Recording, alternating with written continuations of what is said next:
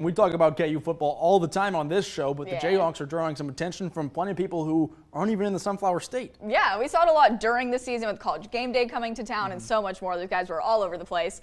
But now we're all looking ahead to next season, including the NFL draft analysts. I talked to John Vogel with NFL Draft Lounge about some Jayhawks that he's keeping his eye on.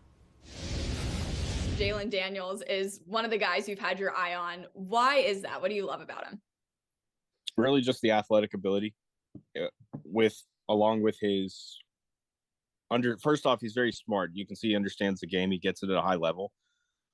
He's shown a lot of improvement over the last couple of years.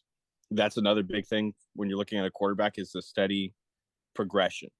Jalen Hurts is a perfect example of that in the NFL, of a guy that wasn't that great of a passer, but he got better every single game that you watched him, and it was a noticeable improvement.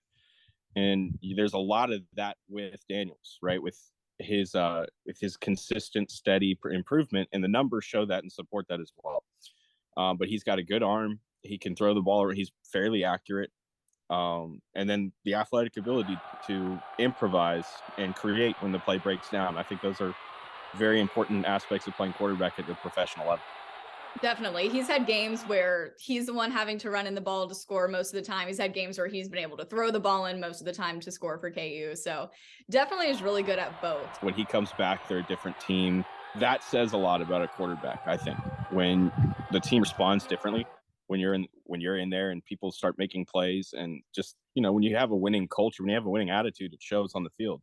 Even if you're not the best of the teams that are out there, you're going to find ways to win games. And that's kind of one of those things that you hear coaches talk about this all the time with quarterbacks, where they say, this quarterback has to have that winning attitude, that winning culture, that winning pedigree. And that's really Jalon, because he's got that as well. And yet that's shown every time that they've been on the field. And how much of it do you think Lance Leipold and his new staff have had to do with his success and him just being so much smarter with the game now?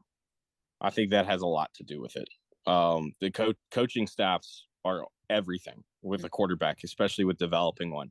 And so when you talk about Jalon Daniels and you look at the offense and the change that happened, a lot of that was because they see his athletic ability, they see the tools that he has, and they know that they have to build that offense around him, and they've done a great job doing that up to this point. So, coaching is everything.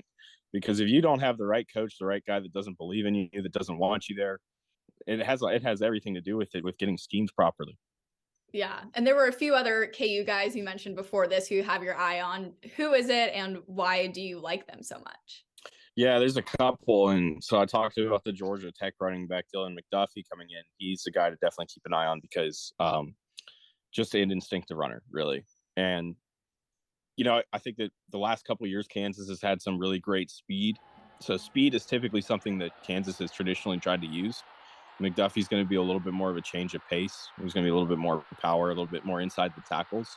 But that'll be a really nice compliment to add to Jalon, because Jalon is a fast runner himself. He can get outside the pocket and he can run. He can run his own read if you want him to. That guy that can bring the power, it takes a lot of pressure off of him.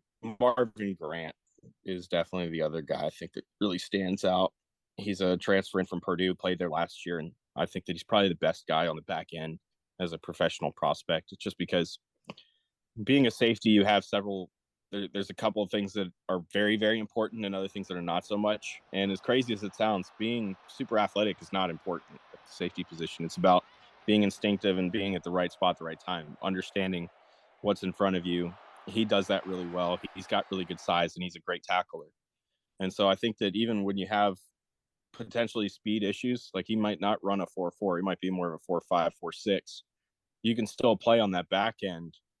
Because if you position yourself the right spot, you make up for that lack of speed. So I like him as a professional prospect as well. Yeah. All right. I like it. Well, thank you so much. And we'll definitely be keeping an eye out for all your tips and tricks during this next season. Appreciate it. Thank you.